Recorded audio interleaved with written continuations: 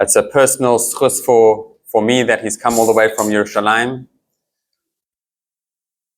When I saw Rabbi Keleman's topic, the secret to success in relationships, investments, business, etc., the secret to everything, especially at this time of year with Tisha B'Av still lingering in the air, there's a well-known story that's brought down in the Rishonim, in the earlier commentators, of when Plato met Yirmiyahu after the Churban Habayis, after the destruction, and he saw Yirmiyahu crying.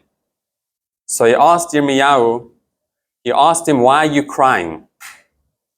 So Yirmiyahu turned to Plato and he said, ask me whatever questions you want. You want secret in success to business, secret in success to investments, secret in success in relationships. Ask me whatever philosophical question you want and I'll give you the answer. And he proceeded to ask the questions, and Yirmiyahu gave clear, very, very clear and intellectual, bright answers. And Plato asked him, where do you get this chachma from? Where do you get this wisdom? And Plato understood very much what chachma, what wisdom was. And Yirmiyahu said, you see these stones, these broken pieces of wood? I got my chachma from here, and that's why I'm crying. When Rabbi Keleman says in his sign, in the topic of the share, the secret to success in relationship, business, investments, the secret in everything, it comes from the Torah. It comes from those that teach the Torah, from those that have the Masorah and the connection to previous generations that taught the Torah, because that's where the true Chachma comes from. And therefore, we're very privileged tonight to have Rabbi Keleman to open up that whole world, just as Yirmiyahu opened up to Plato to show that the Chachma comes from the Torah. We're privileged to have Rabbi Keleman to show us that this evening. Thank you. Okay, good evening. This is my favorite community outside of Yerushalayim, so I'm just so happy to be back here again. And you know that your rabbi is my favorite also, so I'm very privileged to be here. The introduction that the Rav gave is really apropos.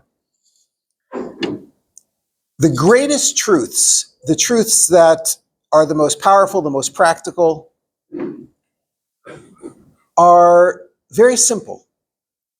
And someone who can hold these very simple truths and apply them on an ongoing basis day to day, they tend to be very successful. They're tuned into the reality. So I want to share with you tonight one of these grand principles, one of the most fundamental, one of the most basic, a grand principle that if you have mastered it, and if you can hold it in your head and apply it on a day-to-day basis, it will pave the way to success in anything that you want to do. As the Rav said, we're stumbling out of failure right now. We just came out of Tisha B'Av. But we're headed for greatness. So what should we be looking at? What's the principle? So as the Rabbi suggested, I want to look into the Torah and see what the Torah says. We just had in the Parsha a description of places that the Jews visited as they were traveling through the Sinai desert. And what's so interesting about this list of places is that as far as we know, none of them exist. In fact, according to the Torah, none of the places mentioned actually exist.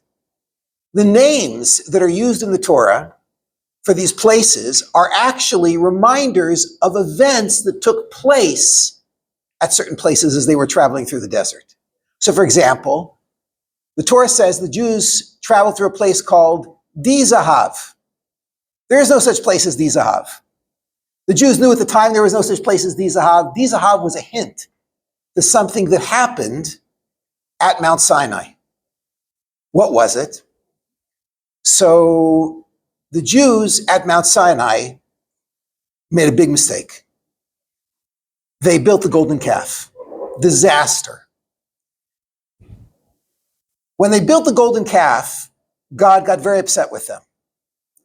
And Moses came with a defense. He said, the only reason they built that golden calf was because of you, God. You're the one who loaded them down with gold. When did God load us down with gold? So that was it. We were ready to leave Egypt. We're all ready to go. Got the matzahs, got the map, right? God says, wait, go back, take their gold. So we knock, do you have any gold? No. I think I remember you do have some gold. I think I even remember where it might be. Let me help you find it. Yeah. So I went to one neighbor, two neighbors, three neighbors. Gold is heavy, right? My backpack's full. I can't walk with that much through the desert. Fine, I'm done. I start to walk out of Egypt and God says, no, stop, go back. Get it all. And the Jews, God forced them to go back over and over until they had taken all the gold in Egypt. And the Medrash tells the story of how Moses came to defend us. Moses says to God, what did you expect of them? What can this be compared to? It's like you take a kid and you stuff his pockets with a bunch of cash, dress him up in like fancy clothes, stick him in a Ferrari and send him to Las Vegas. What do you think is going to happen? So, given that's the case, it's your responsibility, God. You can't be upset with the Jews over this. You set them up by giving them all that gold. What's odd is that Medrash is recorded in very few words in Rashi's commentary. And Rashi says like this. Rashi says, Di Zahav, it's not a place. Rather, Hochichan al ha'egel, Moses rebuked the Jews for the golden calf that they made because of all the gold that God forced them to take. So now, what is it? Moses was rebuking the Jews, or Moses was defending them by saying, God, it's your fault? Hold on to that question. We'll come back to it.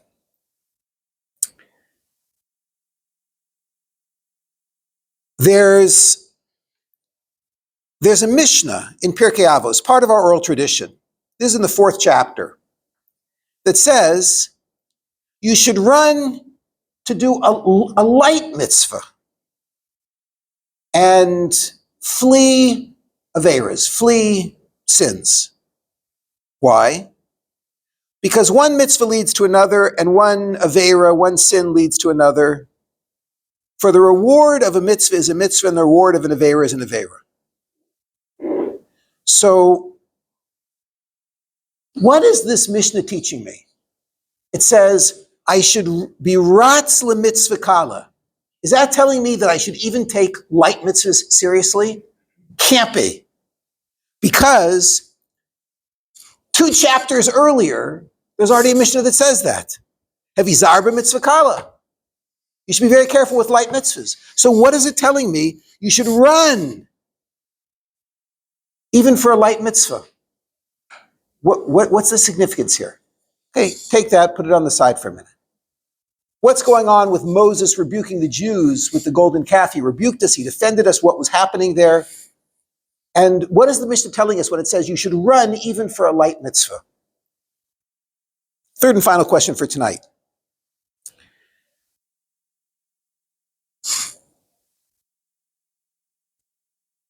"47 nights from tonight, you and I believe that God is going to put our mitzvahs and our averas on a scale. It's Rosh Hashanah, and there's going to be a whole judgment. And I always thought Rosh Hashanah was really about mitzvahs and averas. What's strange is that Maimonides, when he describes the scales, he doesn't use the language of mitzvahs and averas.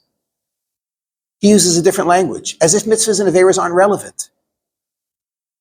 He says, Kol echad ve'echad mibnei Adam, every single man and woman, Yeshlo, they have, should say mitzvahs and averos, but it doesn't. It says, Zuchuyos v'avonos. What is the difference between mitzvahs and averos and schuyos and avonos? What are schuyos and what are avonos? You translate schuyos as merit. What's a merit? That's not a mitzvah? What's a merit? And what are avonos? Aren't avonos averos? Just the language is confusing. What is the judgment on Rosh Hashanah? What is going to happen in 47 days? That would be a good thing to know before we get there. Okay. So, Moses was rebuking us. Moses was defending us with the gold. What does it mean we should run even for a light mitzvah? What's the Mishnah telling me there? And what are schuyos and avonos? Oh, this is going to be so practical. Watch.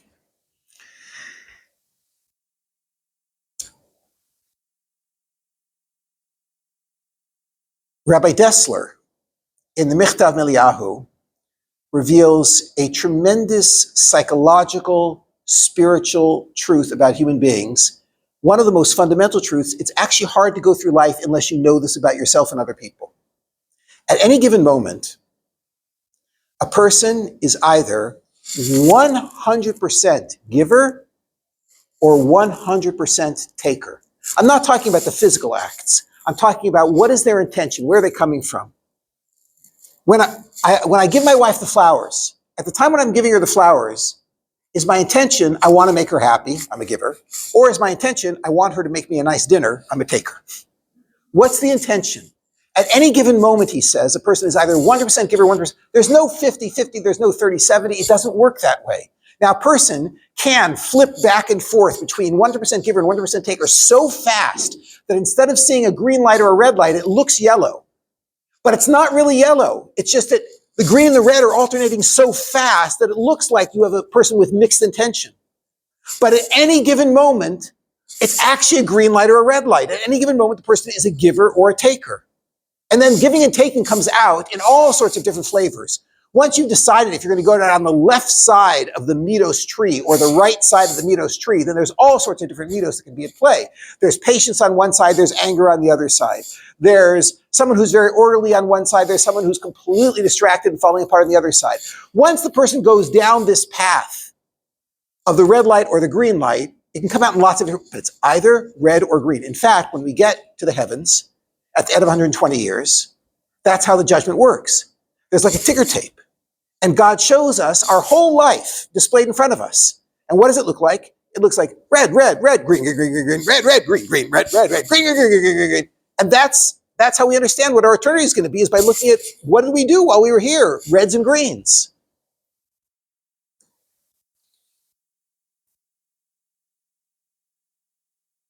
That alone is life-changing. But it's important to understand also that each one of these states, a red state or a green state, it produces a certain amount of inertia. Once I'm in a green state, it's much easier to stay green. Once I'm in a red state, it's much easier to stay red. It'll require some effort to turn the car once the car is moving in that direction. And because of that, the primary, the first, the most powerful determinant of my future behavior is my earlier behavior. Whatever I'm doing earlier is going to tremendously influence who I'm going to be 10 minutes from now and 10 days from now. And here it gets subtle. Even though the act that I'm doing right now might be mutar, it might be halachically permitted, but that doesn't mean it's altruistic. It's possible to do something which is technically permitted according to the Shulchan Aruch.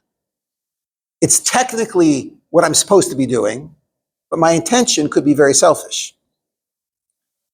And if the act is done from a very selfish place, I will not continue to do permitted things for very long. At some point, I'm going to flip into doing acts that are objectively, grossly selfish, and then I will be doing things that are forbidden. So it can start with something that's entirely primitive, but they can go in a bad direction really fast. So my Rebbe's Rebbe, my teacher's teacher, his name was Rabbi Yerucham Levavitz. He was a mishgiach at the Mir Yeshiva in Poland. He taught my Rebbe the following words. Iker Gadol be'avodas ha'adam, a tremendous principle in the project of life. Hu shachrei shekol davar talui rak ba'atchalos hagormos u'mevios lahamaisa. Since everything depends on the beginnings, which lead to later behavioral patterns. V'amukdamin od zman rav lifnei hamaisa. Everything depends on things that happened a long time before the act that I might be looking at. Im kain, if so, harei behem talui kol ikar avodas ha'adam. If that's the case, then the whole project of being a successful human being depends on focusing on beginnings, introductions, preparations.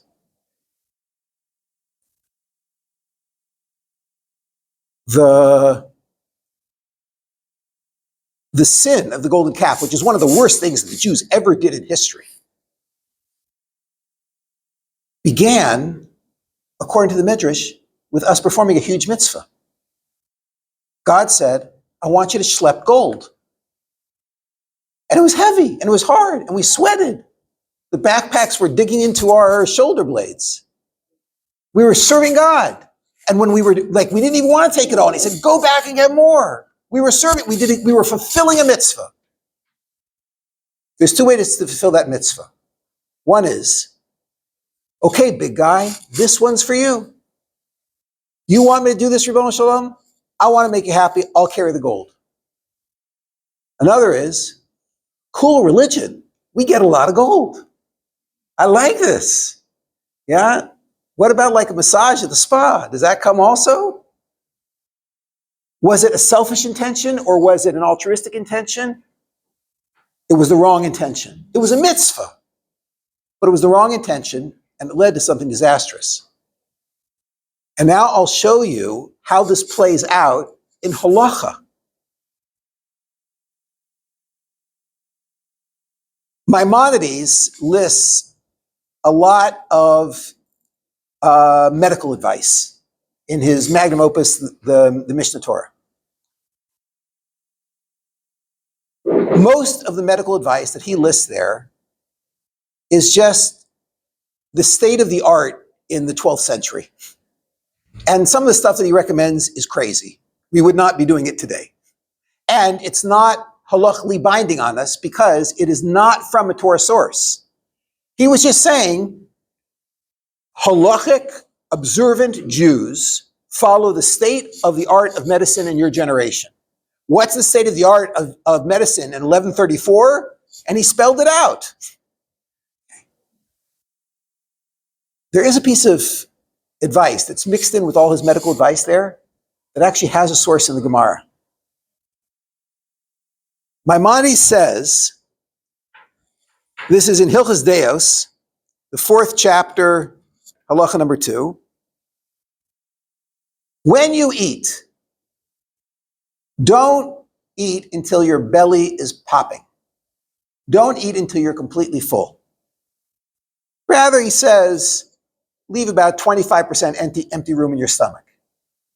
Now that's mixed into all the other apparently medical advice, except this actually has a source in the Gemara, which means it's not medical advice. It's spiritual advice.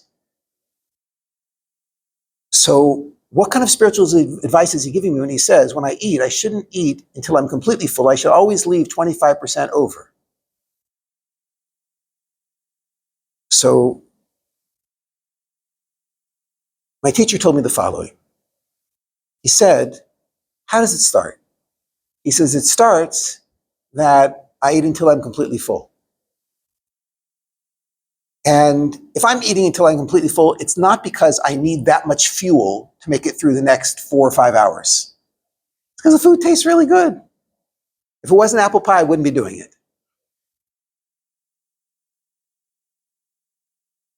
I'm now in selfish mode. My teacher went on to say, what's the next thing that happens? The next thing that happens is that the next morning when it's time to get up, my alarm goes off and I hit the snooze button. And if you ask me why did I hit the snooze button, I say, I don't know, I was tired. But there were other days when I was tired and I got up right away. Why did I hit the snooze button? And I don't realize why I hit the snooze button. Then I get up and I go off to yeshiva and I sit down to learn. And when I sit down to learn, my charusa is driving me crazy. And I'm so upset with him. And I feel like yelling at him. And even worse than that, the whole morning, I actually don't understand any of the Gemara that I'm learning. None of it goes in. And it seems like, okay, I just like having a bad day. Like nothing seems to have gone right today. And I don't understand why. And here's what actually happened. Last night when I ate until my belly was full, my car started traveling down the highway to the left with a red light going at 40, 50 miles an hour. When I woke up in the morning and that alarm went off, I was not thinking about, okay, great. Who do I get to make happy today? I was thinking, I would like to sleep a little bit more, because that's what I was thinking when I ate so much last night. And then when I get up to go to yeshiva, so I'm furious with my charusa because he's not doing what I want. He's not saying what I want.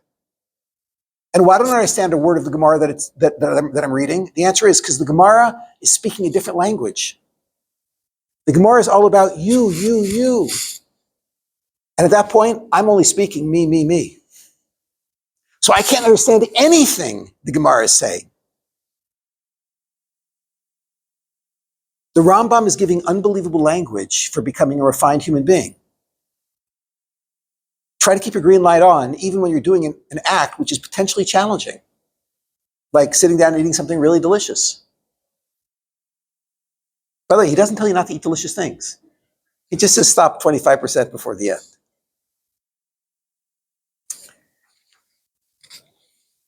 The answer to the first question we asked tonight, whose fault was the Egel Hazav? Whose fault was the golden calf? Moses was trying to defend us, saying, it's your fault, God. But in reality, it's very hard to say that the Almighty, omniscient, omnipotent one makes blunders. And Moses loved us, and he wanted to take care of us, and he wanted to defend us, and he came up with the best defense he could. But the reality is, even though we were doing a mitzvah by collecting the gold, we did it with the wrong intention. What's the chiddush? What's the insight the Mishnah is sharing with me when the Mishnah says that I should run even for a light mitzvah? I know that I have to take light mitzvahs seriously. That's 2 chapters earlier. So Rabbi Yerucham Levavitz from the Mirror says that if you study the halacha carefully, you'll see most mitzvahs have some sort of a preparation, introduction, a beginning, something that will ensure the mitzvah goes well. So I don't want to eat chametz on Pesach, so I've got to clean my house to make sure that there's no chametz in the house. It's a preparation before the mitzvah actually happens. It actually becomes a mitzvah in itself to do that preparation, but it's a preparation. And the Torah seems to be structured around preparations for mitzvahs. There is, however, and every mitzvah has its own preparation. By the way, that's a fun game to play. At the Shabbos table, start naming off mitzvahs and say, okay, what's the preparation for this one? However, Rabbi Yerucham Levavitz said, there is one general preparation for all mitzvahs.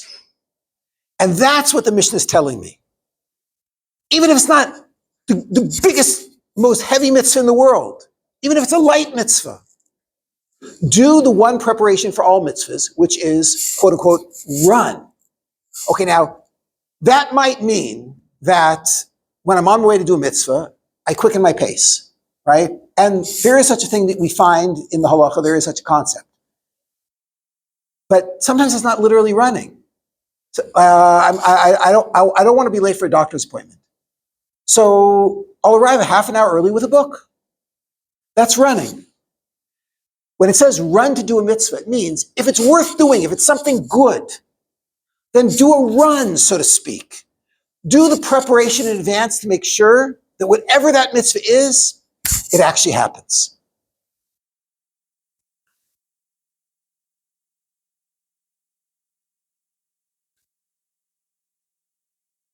I want to be very careful. I don't want to make this entertaining because there's something tremendously deep happening here. And I don't want to lose that depth, that seriousness. Maimonides asks a question in More Nevuchim, a question which bothered me before I saw the More Nevuchim, and I'm sure it's bothered you. He says, what makes smart people smart? Why are wise people wise? And he says, it can't be that they're blessed with a bigger intellect. Because we see people all the time with an IQ of 160, a PhD and 3 master's degrees who live their lives like, pardon my language, idiots. They are so foolish and they're so smart, but they live their lives as if they have no intellect. What is going on here? Why are wise people? Sometimes you see somebody, they don't have 160. They have a lot lower than that. And every move they make in their life is so intelligent and so wise. Why? What makes wise people wise and foolish people foolish? And Maimonides says something which is earth-shattering. He says, wise people value introductions, beginnings, preparations. If you want to learn calculus, read the introduction to the book. Then start reading the book. By the way, this is one of the questions that I ask people sometimes when I'm counseling, as I'll say, did you read an interesting book lately? Yes. Tell me something, did you read the introduction? The answer to that question tells me so much about this person's life. They think the question's insignificant, but it's a pattern. There are people who they so value introductions, preparations, setting up the framework, they wouldn't ever skip an introduction in a book or in anything else in life. What makes wise people wise? They very much value beginnings, introductions, preparations.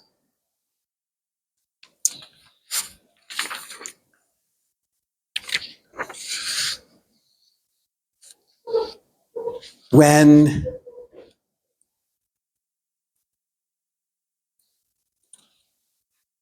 the Mishnah says that we should run even for a light mitzvah, it's hinting to something profound. There's a Kabbalist, Rav Moshe Cordovero, who writes the following. He says, when you've completed performing a mitzvah, you should not be happy about the reward that you're going to get for performing that mitzvah. And that sounds actually very strange because the reward we get is a very nice reward. Like we get to be close to God and we get to have an intimate relationship with Him forever. That sounds like a nice thing. I should be happy about that. The Reishis Chachma says, don't be happy about the reward you're going to get from mitzvah. And he says, when you do an aveira, when you make a mistake, you do something bad, don't be upset about the punishment, the consequences of that mistake. Rather, he says, you should be very happy because mitzvah goreris mitzvah. When you perform a mitzvah, the most significant consequence of that is you get lots more mitzvahs. God opens the door. He presents you with all sorts of opportunities. What's so terrifying when I've made a mistake is that I've just started down a path where there will be a lot more opportunities to make mistakes. That's worth sweating over. Forget about the reward and the punishment for this one. Think about the reward and the punishment for the 100 that are coming along. Imagine the following. I'm going to play a game with you. Imagine this actually happened. I came to you and I said, I'm going to give you 10 agarot, and if you give that back to me, I'll double it. I'll give you 20 agarot. So, okay, at this point, you say like, nice, but I don't have time right now. So I say, I'll sweeten the deal. I'll play the game with you as many times as you'd like. At that point, you start jumping up and down and screaming. You understand what just happened?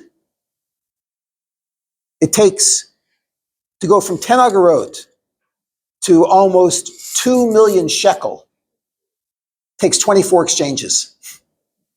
That's it. On the 25th exchange, you know how much you're talking about? If you do it 30 times, it's beyond comprehension the amount of wealth you just received. When I give you 10 agarot and you know that you can play that game as many times, at that point you've hit the jackpot. If you do one mitzvah, the reward for that one mitzvah is insignificant in comparison to the entire lifestyle that you've just opened up for yourself, the inertia that you just created.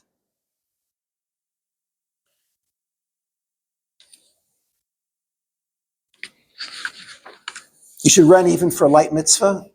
Make introductions. Get some inertia going. It'll change everything. And what's this language of schuyos vavonos? It's not mitzvahs and averas that we get judged on in 47 days. What's going on? So,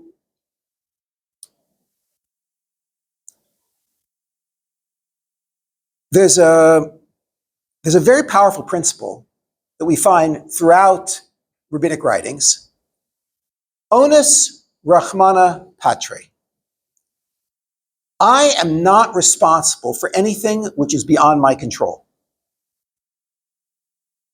And beyond my control is not black and white. Beyond my control is a grayscale.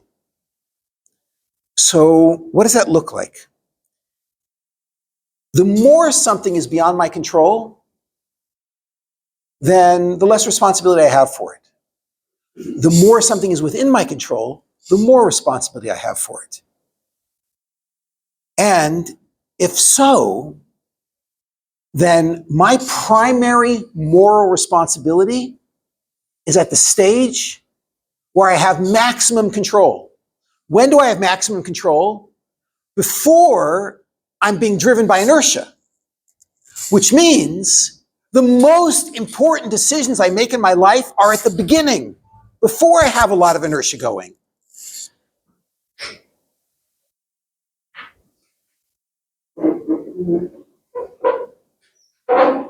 The Mishnah goes on. The Mishnah says, Lufum tsara agra, according to the struggle, so is the reward. So, what does that mean?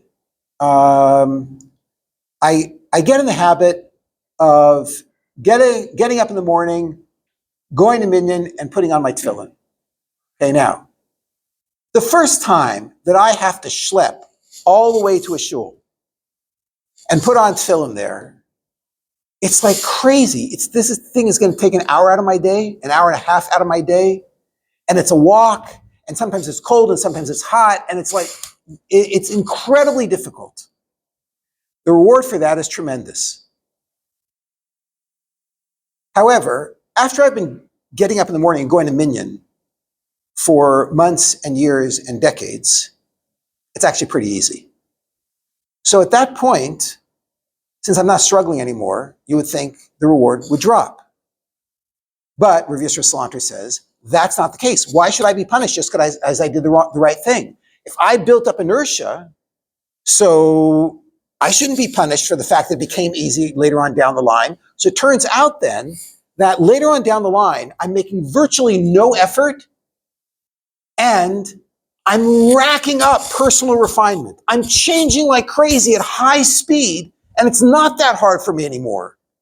Why? Because I built the inertia to do this.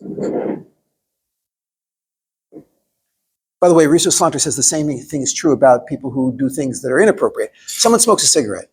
The first time you smoke a cigarette, it's like wrapping your lips around the back of a diesel truck and inhaling. Cough, cough, choke, choke.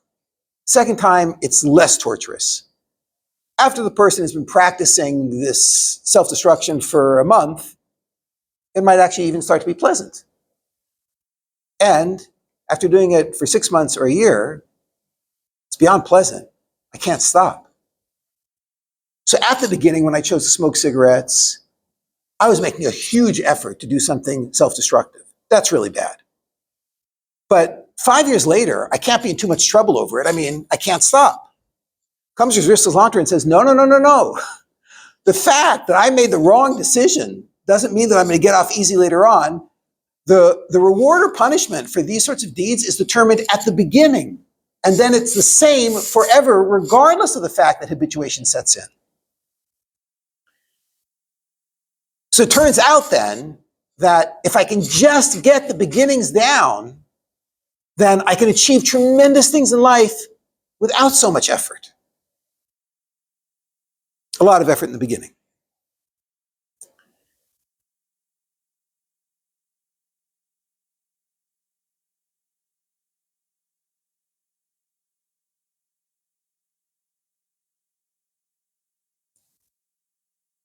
I'll say one last sort of spooky thing, and then I'm going to try to make this very practical.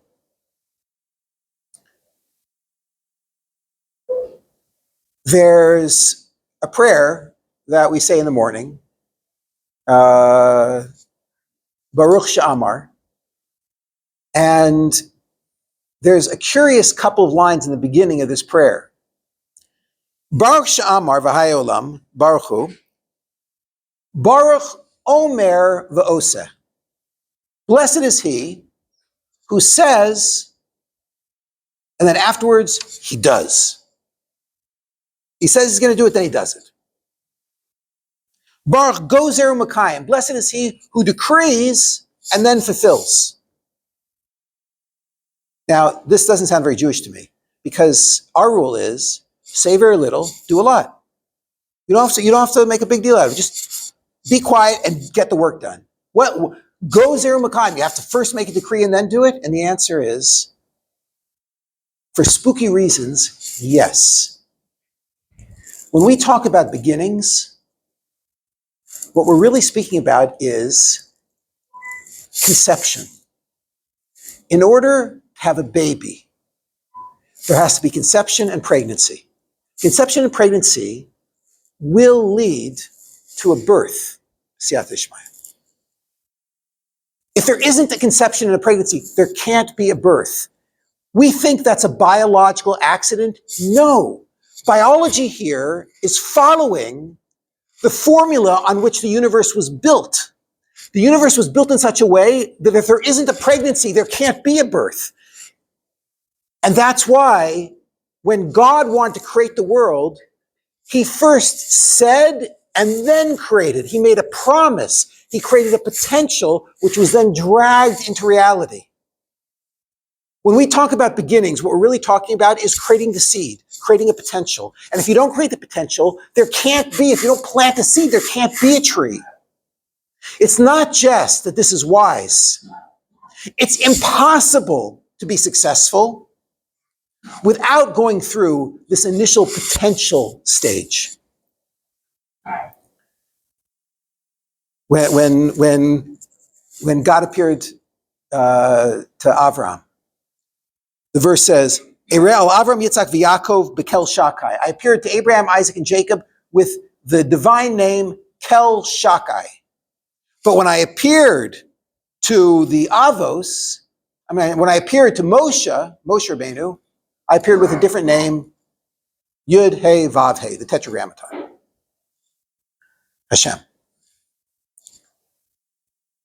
So on the spot, the Talmud asks, what's the difference between Kel Shakai and Yud Ke Vav Ke? What do they mean? Kel Shakai is the name that makes promises. I promised Avram, Yitzchak, and Yaakov I would bring their children into Israel, but I hadn't fulfilled it. By Moshe Rabbeinu, he saw, I dragged them through the desert, I brought them to the border. Moshe Rabbeinu saw the promises being fulfilled. I gave them the Torah. Moshe saw Yud Ke Vav Ke, the name of fulfillment. Okay, I understand why it's important to have the name Yud Ke Vav Ke. God does great things. He gave us the Torah, he schlepped us through the desert, he brought us to Eretz Yisrael, he gave us this beautiful land. Yud Ke Vav Ke. What do we need Hashem to make promises to Avram, Yitzchak, and Yaakov? Why do we need Kel Shakai? And the answer is, that's a spooky truth. That's a universal principle. On that, the universe was built. If there isn't a promise, if there isn't a potential, if there isn't a seed, there cannot be a fulfillment. It can't happen.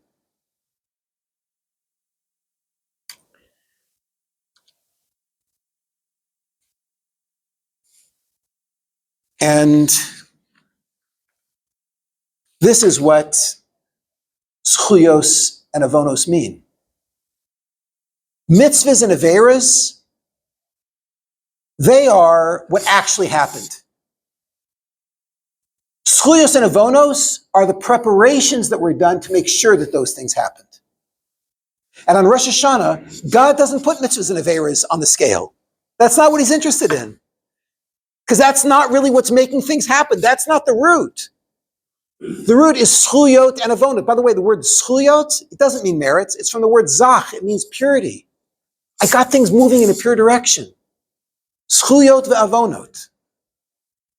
Avonot is like perversions. It was twisted. It didn't start right. Practically, what do we do with this? So I'm going to give you two general principles based on what we just learned. Two general principles of how to be successful in anything. Then I'll give you a few very concrete things that we could actually apply. Okay, first general principle. I have to switch the paradigm. I have to stop thinking of this thing that I'm involved in right now as an act in and of itself. That is not how a Jew views any act that we ever do. I view this act as the preparation for the rest of my life. When I came here tonight, my intention was, this is the beginning of your life, Leib. This is the new start. This is where we're going. When I'm sitting and learning Torah with you right now, I'm trying to create a direction, a potential. I'm trying to get something moving in my life. And it's not just when I'm doing this. When I climb into my car tonight, I put on the seatbelt. That's a preparation for a whole lifestyle. That's a preparation for a whole avodas Hashem that I'm going to be involved in. And the same is going to be true when I walk into the house tonight and I say hello to my wife. That's the beginning. I have to stop looking at actions as if they're contained in a box. Every action is a seed. That's the truth. So I might as well view it that way.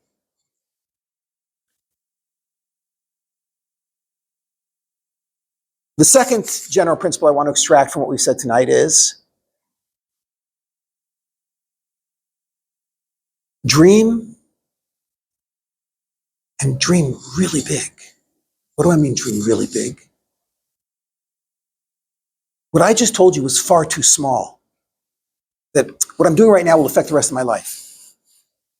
We have to think, how is the action that I'm about to do, how is my current lifestyle going to create what's going to happen in my family 2 or 3 generations from now? You know that a lot of what we're dealing with right now started 2 or 3 generations ago. That's clear. So given that I know that right now I am playing out something that was set up 2 or 3 generations ago, either going with it or fighting it, whatever the case is, since I know that's the case, it's not going to stop here, it's going forward. What do I want my family to look like 2 or 3 generations from now? I have an enormous amount of control over that. Dream big. Dream 2 or 3 generations from now. Dream 5 generations from now. Every single person who's sitting here is the descendant of a Gadol. Otherwise, you would not be sitting here. Most of Klal Yisrael was wiped out along the way. The fact that you're here, that you're identified, that you learn Torah, that you keep mitzvahs, that means there were huge people back there that planted seeds. You have an enormous impact on what's going to happen 2, 3, 4, 5 generations from now. Dream and dream big. Those are the 2 general principles. Specific stuff.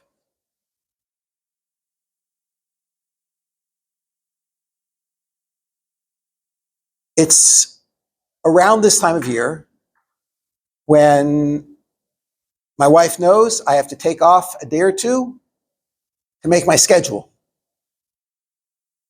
My schedule for what's going to happen from Rosh Hashanah forward.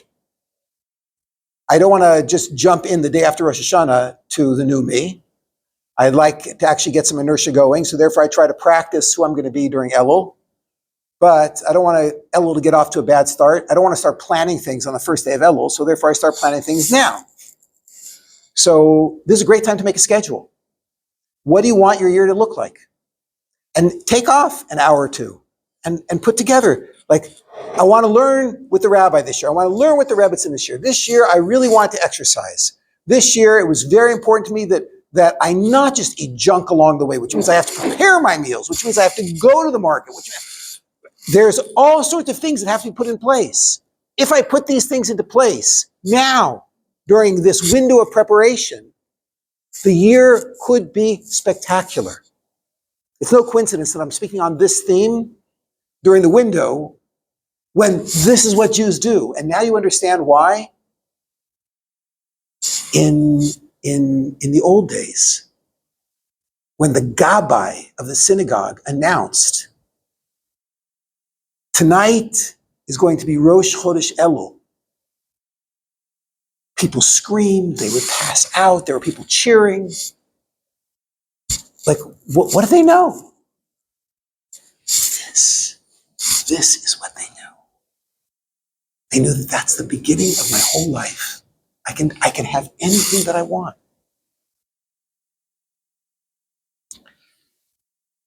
So if you want family time, if you want good davening, if you want mitzvahs, if you want Torah learning, if you want a healthy lifestyle, this year you're going to exercise, this year you're going to eat right, whatever the thing is that you dream of. This year you're going to have that weekly date with your spouse. Whatever the thing is that you want to put, now is the time. Now is the time to start making those preparations and then to live the rest of our life with this mindset of preparations. That, I think, is the most fundamental introductory secret to success in everything. Have a good evening.